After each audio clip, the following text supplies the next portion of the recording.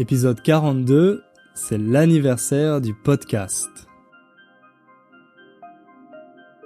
Bonjour à tous et bienvenue pour ce 42e épisode. Un épisode un peu spécial parce que c'est l'anniversaire du podcast aujourd'hui. Ça fait 1 an que j'ai publié le premier épisode. Donc j'avais envie de faire quelque chose d'un peu différent, d'un peu spécial, pour fêter cet anniversaire avec vous, les auditeurs du podcast. Et mon idée, c'est de vous montrer les coulisses. Les coulisses, c'est un mot très intéressant. Par exemple, quand vous êtes au théâtre, vous voyez la scène. L'action au théâtre, la pièce de théâtre se passe sur la scène. Mais derrière la scène, il y a des endroits cachés, des endroits que le public ne voit pas, pour que les acteurs, les comédiens, puissent se déplacer librement sans être vus par le public. Et cet endroit, justement, c'est ça qu'on appelle les coulisses. Donc en général, on utilise ce mot pour parler de toutes ces choses que le public ne voit pas. Par exemple, la cuisine d'un restaurant, c'est un peu les coulisses. Quand vous allez au restaurant, en général, vous ne voyez pas ce qui se passe en cuisine, vous ne voyez pas les coulisses. Donc avec ce podcast, avec cet épisode, je vais vous montrer justement comment moi je fais pour créer un épisode, quelles sont les différentes étapes pour vous donner un peu une idée de ce qui se passe en coulisses.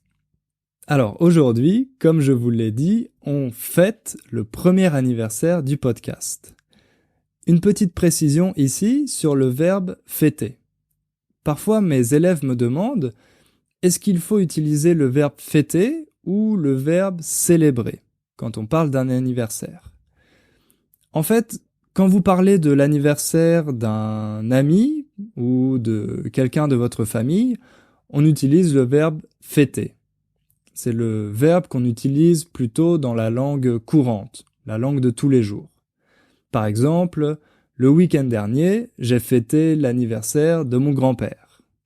Ou samedi prochain, je vais fêter l'anniversaire de ma meilleure amie. Le verbe célébrer, lui, on l'utilise dans la langue officielle, par exemple pour les événements historiques. Aujourd'hui, nous allons célébrer l'anniversaire de la Révolution française, par exemple. Le 14 juillet, on célèbre l'anniversaire de la Révolution française et de la prise de la Bastille. Donc voilà, je ferme la parenthèse sur ce point de vocabulaire. Et avant d'entrer dans les coulisses du podcast, j'aimerais remercier particulièrement les élèves du lycée de Medfield dans le Massachusetts parce que ils ont écouté mon podcast en classe apparemment et ils ont tous décidé de m'envoyer un email. Donc à mon avis, c'est leur professeur peut-être qui leur a dit de m'envoyer un email. Donc la semaine dernière, j'ai reçu une 20aine d'emails des élèves du cours de français du lycée de Medfield dans le Massachusetts. Donc j'étais très surpris de recevoir autant d'emails à la fois, autant d'emails en même temps, et aussi très heureux. Pour moi, c'est vraiment génial d'imaginer qu'on peut écouter mon podcast dans des cours de français, dans des lycées aux États-Unis. Et je suis super content de pouvoir aider un public qui est de plus en plus large, de toucher de plus en plus de personnes. Donc si vous écoutez ce podcast, merci à vous, merci aux élèves de terminale du lycée de Medfield. Merci pour tous vos emails, ça m'a fait vraiment très plaisir. Et d'ailleurs, dans ces emails, vous m'avez souvent posé des questions qui concernent l'apprentissage des lycéens. Vous m'avez demandé si j'avais des conseils à donner pour vous aider à apprendre le français. Alors c'est vrai que sur Internet, quand on s'intéresse un peu aux langues, souvent on voit des spécialistes qui critiquent la façon dont les langues sont enseignées à l'école. Ils disent que ça n'est pas efficace, que la majorité des élèves ne peut pas apprendre à parler une langue, et que, à la fin de plusieurs années d'études, on n'est toujours pas capable d'utiliser cette langue. Ils ont des visions assez négatives, et je dois dire que moi aussi, je partage cette vision. Je pense que certains de ces arguments sont valides, mais je pense que la plupart des professeurs au lycée font vraiment leur maximum. Ils font beaucoup d'efforts pour aider leurs élèves à apprendre une langue, que ce soit le français, l'espagnol, l'anglais, l'allemand, etc. Mais simplement, les conditions ne sont pas aussi bonnes que dans des écoles de langue spécialisées, par exemple, où le but, c'est vraiment d'apprendre une langue spécifique. Au lycée, les élèves ont beaucoup de cours, pas seulement les langues étrangères, et malheureusement, le plus gros problème, c'est que souvent, il y a beaucoup d'élèves dans une seule classe.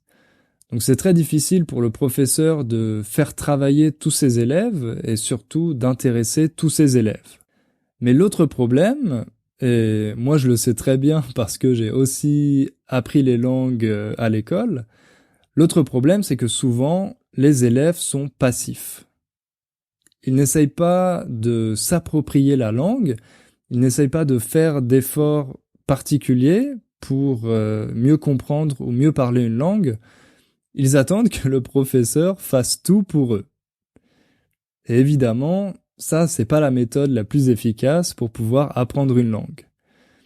Donc en fait, si vous m'écoutez, les lycéens de Medfield, ou si vous êtes lycéen ou même collégien dans un autre pays, je pense que les conseils que je donne dans ce podcast pour apprendre le français s'appliquent aussi pour vous. Je pense qu'il n'y a pas vraiment de différence de stratégie entre les adultes et les élèves. La clé pour apprendre une langue, c'est de devenir actif et autonome. Il faut s'intéresser à la langue et surtout, il faut trouver des choses qui nous plaisent, des choses qu'on aime faire. Il ne faut pas seulement attendre que votre prof fasse le travail à votre place, parce que votre prof, cette langue, il la connaît déjà, il n'a pas besoin de l'apprendre, c'est vous qui devez l'apprendre. Donc vous ne pouvez pas seulement compter sur votre professeur. Mais les jeunes, si vous êtes collégien ou lycéen, je pense que vous avez quelques avantages pour apprendre les langues.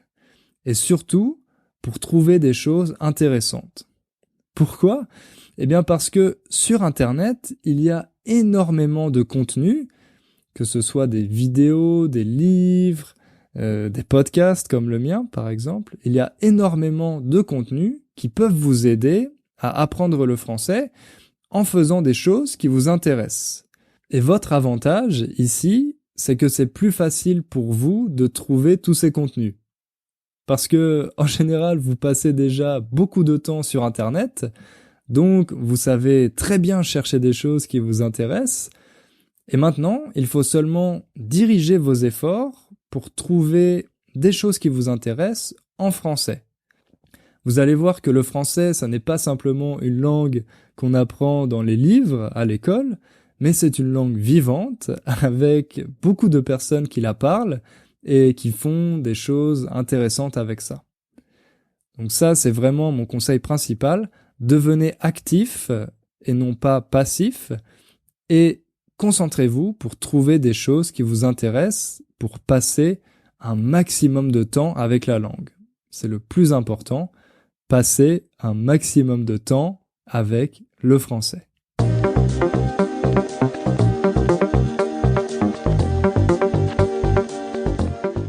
Ok, donc maintenant on va entrer dans le vif du sujet, on va entrer dans les coulisses du podcast. D'abord, je vais vous dire comment je prépare mes podcasts, ensuite ce que j'ai appris pendant cette année, pendant cette première année où j'ai fait mon podcast, et pour finir, je vais vous révéler quels sont mes plans pour cette nouvelle année. quelles sont les choses que j'ai décidé de préparer pour vous. Alors d'abord, comment j'ai eu l'idée de ce podcast ? Comme vous le savez peut-être, j'apprends le polonais depuis quelques années maintenant, parce que j'habite à Varsovie, en Pologne, et au début, pour moi, c'était assez difficile. J'avais acheté un livre de grammaire, j'essayais d'apprendre toutes les règles de grammaire. En fait, je refaisais exactement les mêmes erreurs que j'avais faites la première fois quand j'avais appris une langue étrangère, quand j'avais appris l'anglais, simplement parce que c'était un peu la seule méthode que je connaissais. Donc cette première année où j'ai essayé d'apprendre le polonais, c'était pas très efficace. J'ai pas obtenu de très bons résultats. Mais un jour, j'ai commencé à chercher des podcasts parce que je me suis dit que peut-être ça pourrait être une méthode un peu différente pour m'aider justement à apprendre le polonais. Et là, je suis tombé sur un podcast qui s'appelle Real Polish, qui est créé par un monsieur qui s'appelle Piotr, qui habite à Varsovie, comme moi. Et ce podcast, ça a été une révélation. Au début, je pensais que ça serait juste un complément pour la grammaire, mais très rapidement, c'est devenu la base de mon apprentissage du polonais. J'ai complètement arrêté d'étudier la grammaire dans ces livres ennuyeux et je me suis mis à écouter tous les podcasts de Real Polish. En fait, je suis devenu un peu accro. Être accro, c'est quand vous avez une addiction à quelque chose. Par exemple, une addiction aux drogues, on dit que vous êtes accro. Eh bien, moi, j'étais accro au podcast Real Polish de Piotr. Pourquoi je suis devenu accro à ces podcasts ? Eh bien, tout simplement parce qu'ils étaient intéressants. C'était pas juste des podcasts qui parlaient de règles de grammaire et de comment faire les différentes déclinaisons en polonais, mais c'était un podcast qui parlait de thèmes concrets avec des arguments et des choses qui étaient vraiment passionnants. Donc, grâce à ça, j'ai pu faire beaucoup de progrès, tout simplement parce que j'avais envie de passer de plus en plus de temps avec la langue et d'écouter de plus en plus de podcasts. Et après quelques mois, j'ai essayé d'écouter des podcasts destinés aux Polonais, pas aux gens qui apprennent le polonais, mais vraiment des podcasts polonais. Et je me suis rendu compte que j'étais capable de comprendre. Donc là, ça a été une deuxième révélation pour moi, quelque chose de vraiment génial, parce que enfin, j'avais accès à toute la culture polonaise et j'étais capable de tout comprendre. Donc maintenant, ma méthode pour apprendre le polonais, c'est d'écouter un podcast par jour d'environ 30 minutes, tous les jours, et je prends aussi 2 heures de cours particuliers avec des profs sur Internet chaque semaine. Grâce à ça, j'ai fait des progrès vraiment très rapides et surtout des progrès durables. Maintenant, j'ai assez confiance en moi pour parler polonais avec les gens et c'est vraiment génial. À ce moment-là, j'avais aussi commencé à donner des cours à l'Institut français de Varsovie et j'avais beaucoup d'élèves intermédiaires pour lesquels je cherchais un podcast similaire à Real Polish, mais en français, et malheureusement, je trouvais pas d'équivalent. Il y avait d'autres podcasts, mais ces podcasts parlaient seulement de grammaire. Donc j'ai décidé de faire mon propre podcast pour mes élèves. C'est un podcast qui est inspiré de celui de Piotr, mais les sujets sont complètement différents, parce que ce sont des sujets, évidemment, que moi j'ai choisis, des sujets qui, moi, m'intéressent. C'est la touche personnelle que j'ajoute à ce podcast. Et comme je l'ai dit dans le tout premier épisode, le principe, la méthode de ce podcast, c'est de suivre les théories du professeur Stephen Krashen, qui parle de l'acquisition naturelle de la langue. Donc j'essaye de vous proposer des choses intéressantes et accessibles qui vont vous permettre de progresser tout en prenant du plaisir. Alors, comment je fais pour choisir mes sujets ? Ça, c'est vraiment quelque chose de très important, parce que si les sujets ne sont pas intéressants, eh bien la méthode ne peut pas marcher.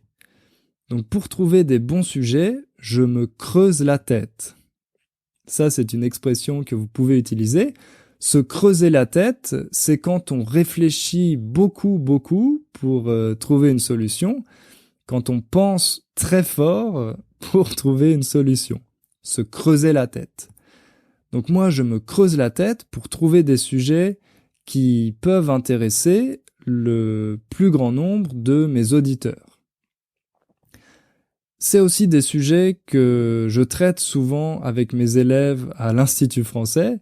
Donc une de mes méthodes, c'est de tester mes sujets sur mes élèves de l'Institut français. Et si ces sujets leur plaisent, ensuite je décide d'en faire un podcast. Donc je sais qu'il y a certains de ces élèves qui m'écoutent. Donc voilà, désolé, mais vous êtes mes cobayes. Je fais des expériences sur vous pour tester les sujets pour mon podcast. Maintenant, vous le savez. Une fois que j'ai trouvé un sujet qui me semble intéressant, eh bien, je dois faire des recherches. Donc moi, je suis quelqu'un qui s'intéresse à beaucoup de sujets, je lis beaucoup, mais je ne suis pas un spécialiste, je ne suis pas un expert dans tous ces domaines. Donc quand j'ai envie de faire un sujet dans un épisode pour vous, évidemment, je dois chercher des informations pour ne pas vous raconter n'importe quoi. Pour moi, c'est vraiment super parce que non seulement je fais quelque chose d'utile pour vous, mais ça me permet aussi d'apprendre plein de nouvelles choses. Donc c'est vraiment un exercice que j'adore faire. Une fois que j'ai fait suffisamment de recherches, que j'ai suffisamment d'informations, je fais un plan pour présenter le podcast. Ça, c'est quelque chose que j'ai appris pendant mes études et en France, en général, c'est une chose qu'on valorise beaucoup à l'école et à l'université, c'est de faire un plan. C'est très important quand on écrit un essai de faire un plan pour avoir une structure très claire et des arguments bien organisés. Parce que ça permet à la personne qui lit votre essai de bien comprendre quelles sont vos idées et de voir à quelle conclusion vous voulez arriver. Ça, pour moi, c'est quelque chose de presque automatique maintenant. Et pour chaque podcast, je fais un plan. Comme ça, je pense que ça vous aide à mieux comprendre et à mieux suivre ce que je raconte. Une fois que l'épisode est enregistré, je dois le monter, c'est-à-dire ajouter les musiques, couper certains passages, faire les transitions, etc. Et pour ça, j'utilise un logiciel qui s'appelle GarageBand, qui est disponible sur les ordinateurs Mac, sur les ordinateurs Apple. Et une fois que c'est fini, une fois que l'épisode est prêt, je dois encore travailler sur la transcription pour la poster sur mon site. D'ailleurs, peut-être que vous avez remarqué que depuis 1 ou 2 épisodes, j'essaye d'enrichir la transcription. J'essaye d'ajouter plus d'informations. Par exemple, je souligne les expressions importantes et je mets des traductions en anglais, justement pour vous aider à mieux comprendre le podcast. Donc malheureusement pour le moment, j'ai pas le temps de le faire sur les épisodes d'avant, mais pour tous les épisodes futurs, c'est une chose que je vais essayer de faire systématiquement. Comme ça, vous avez encore plus d'informations et je pense que ça vous aide encore plus. Le jeudi, parce que vous savez que je poste les épisodes le jeudi, eh bien le jeudi, je publie un nouvel épisode, 1 semaine sur 2, avec la transcription sur mon site, et comme ça, vous pouvez l'écouter. Mais le travail n'est pas encore fini, parce que ensuite, il faut faire la promotion du podcast. Il faut promouvoir le podcast pour que de nouvelles personnes puissent le découvrir.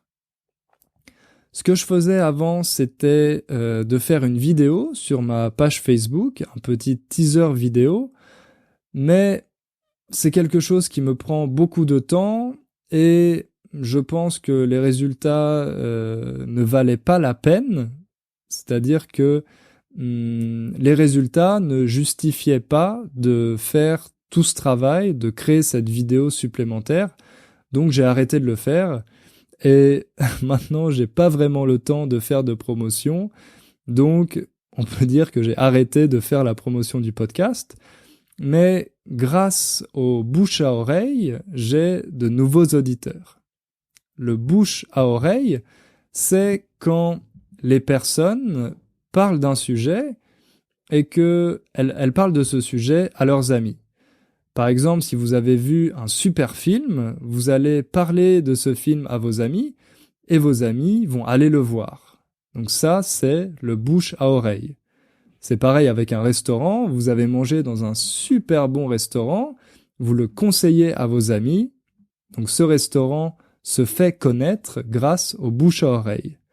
Et moi, grâce au bouche à oreille, mon podcast se fait connaître auprès de nouvelles personnes parce que je vois que chaque mois, il y a de plus en plus de téléchargements du podcast. Voilà, donc ça, c'est toutes les étapes pour publier un nouvel épisode. Donc il faut savoir que ça me prend entre 6 et 8 heures pour faire ce genre d'épisode. Entre 6 et 8 heures de travail pour publier un nouvel épisode.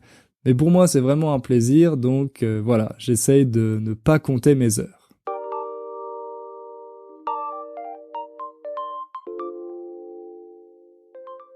Qu'est-ce que j'ai appris pendant cette première année à faire ce podcast ? D'abord, j'ai appris qu'il faut tester différentes choses. Souvent, quand on n'est pas sûr de commencer un nouveau projet, par exemple, quand on a des doutes, ces doutes peuvent nous paralyser. On a peur de mal faire, donc on décide de ne rien faire.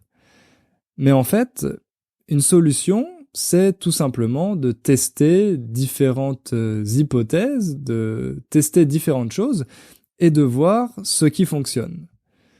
Moi, par exemple, si vous vous rappelez des premiers épisodes, dans les premiers épisodes, le podcast s'appelait le Kotong Podcast.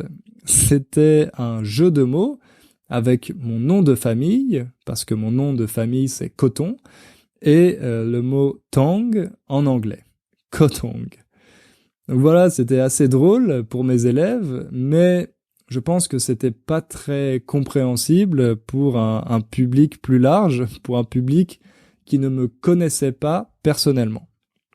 Donc j'ai décidé d'adopter un autre nom, le nom Inner French, comme vous le savez. Et eh bien, comme ça, vous voyez que j'ai tout simplement testé une autre solution et j'ai décidé d'adopter cette nouvelle solution, tout simplement. Et ça s'est plutôt bien passé. Durant cette première année, j'ai aussi appris qu'il est mieux de se concentrer sur une seule chose à la fois, de faire une seule chose à la fois. Au début, j'avais envie d'être présent partout, d'avoir un blog, une page Facebook, de faire des vidéos YouTube, etc. Mais assez vite, je me suis rendu compte, j'ai réalisé que c'était pas possible pour une seule personne comme moi de faire toutes ces choses. Surtout que j'ai mon travail de professeur à côté, qui est très important, donc j'avais pas un temps illimité pour travailler sur toutes ces ressources, pour créer des vidéos, des podcasts et des articles. Donc j'ai décidé de me concentrer seulement sur les podcasts. Comme ça me permet d'essayer de faire le meilleur podcast possible, au lieu, au contraire, de faire plein de choses différentes et de les faire mal. Donc moi, je fais seulement ce podcast, mais je le fais le mieux possible. Un autre élément très important, c'est la constance. Si on veut réussir à faire quelque chose qui va plaire aux gens, ça demande du temps. Donc il faut être régulier, il faut être constant. Au début, je pensais que je pourrais faire un podcast chaque semaine, mais après quelques mois, là aussi, je me suis rendu compte que c'était pas possible, ça me demandait trop de travail, Donc, au lieu d'arrêter complètement, j'ai décidé de faire un podcast moins souvent et de publier un nouvel épisode une fois toutes les 2 semaines. Grâce à ça, c'est un rythme qui, pour moi, fonctionne bien et je peux être constant, je peux être régulier. Mais je pense que la chose la plus importante que j'ai apprise, c'est qu'il faut essayer de faire son maximum pour les autres. Je fais pas ce podcast pour moi, pour être connu, pour être célèbre, mais je le fais pour essayer d'aider les personnes qui apprennent le français. Au début, c'était pour aider mes élèves, et maintenant, c'est pour aider toute la communauté des auditeurs d'Inner French.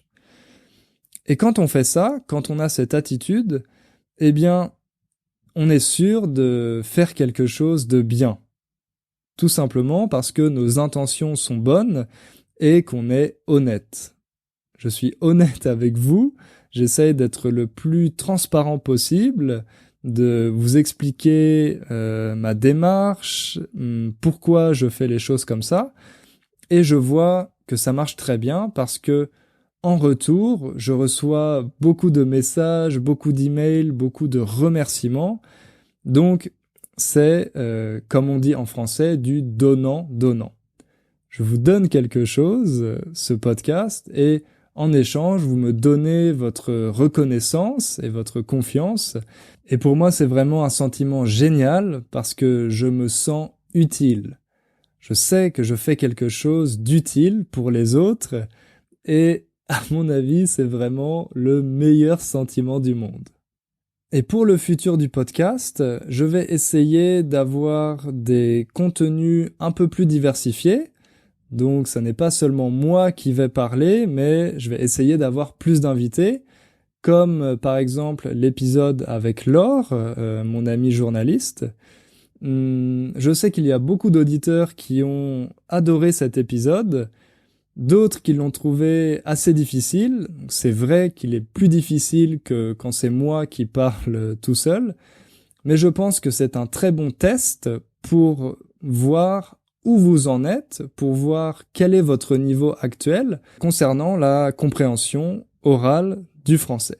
Donc dans le futur, attendez-vous à avoir plus d'interviews dans ce style, mais évidemment je vais continuer à faire des podcasts en solo.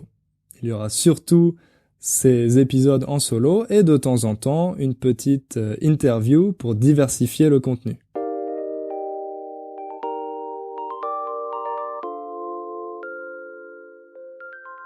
Et maintenant, la dernière partie de ce podcast, quels sont mes plans pour le futur ? Depuis plusieurs semaines, je travaille sur un nouveau projet, et ce projet, c'est un programme pour passer du niveau intermédiaire au niveau avancé. Qu'est-ce que ça veut dire concrètement ? Ça veut dire devenir autonome, devenir indépendant et avoir accès à la culture française.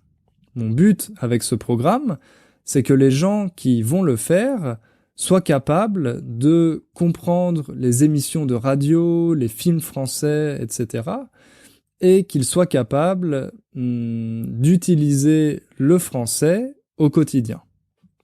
Comment ce programme va fonctionner ? Donc ça va être un programme qui va durer 3 mois. Chaque semaine, il y aura un nouveau thème. Par exemple, la société française, la psychologie, le sport, le développement personnel, etc. Et chaque jour, vous aurez un épisode de 10 minutes, un peu comme ce podcast, mais dans un format plus court. Mon objectif ici, c'est vraiment de créer l'habitude de faire un peu de français tous les jours. C'est quelque chose que je vous répète assez souvent, je pense que c'est très important pour faire des progrès. Donc dans ce programme, il y aura un épisode par jour, mais en plus de la transcription habituelle, il y aura des explications, de la grammaire et peut-être, c'est pas encore sûr, mais peut-être des exercices pour pratiquer. En plus de ces épisodes, il y aura de temps en temps, 2 fois par semaine, je pense, des vraies ressources françaises, donc par exemple une émission de radio ou un extrait de film, qu'on va analyser ensemble, on va analyser les structures, et je vais vous donner des stratégies pour comprendre ce français oral, ce français parlé, avec de vrais exemples. Pas seulement avec les épisodes que j'enregistre pour vous, mais avec des vrais films, des vraies émissions de radio, etc.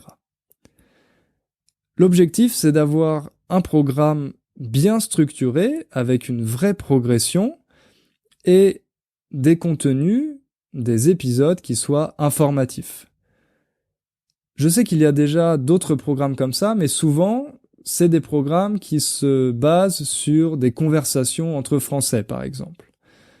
Donc c'est très bien, ça fonctionne plutôt bien si votre but est d'aller en France, par exemple. Mais le problème, à mon avis, c'est que souvent, c'est pas très intéressant. C'est pas parce que vous apprenez le français qu'une conversation entre un mari qui va acheter une baguette et sa femme qui est fatiguée va vous intéresser. Donc moi, je vais faire comme avec ce podcast, je vais prendre différents sujets pour vous aider à mieux comprendre la France, mieux comprendre sa culture, la société, et aussi d'autres thèmes plus généraux sur la psychologie, l'économie, etc., comme je l'ai déjà dit.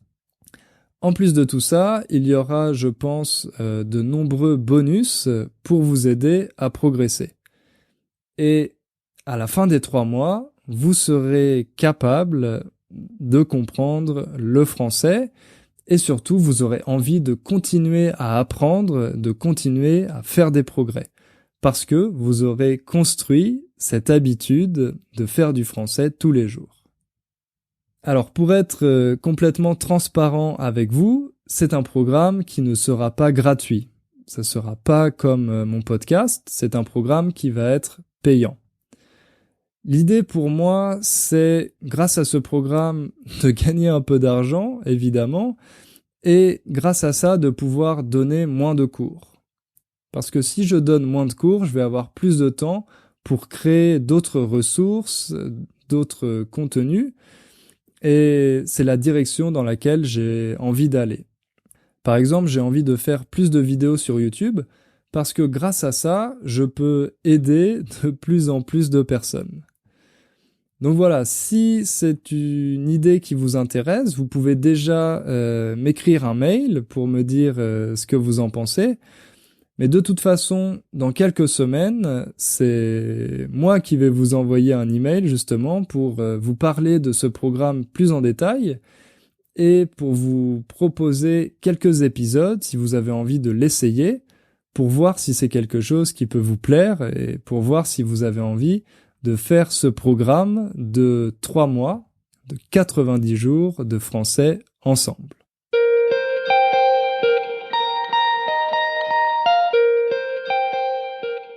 Voilà, on va s'arrêter là pour cet épisode anniversaire, pour ce premier anniversaire du podcast.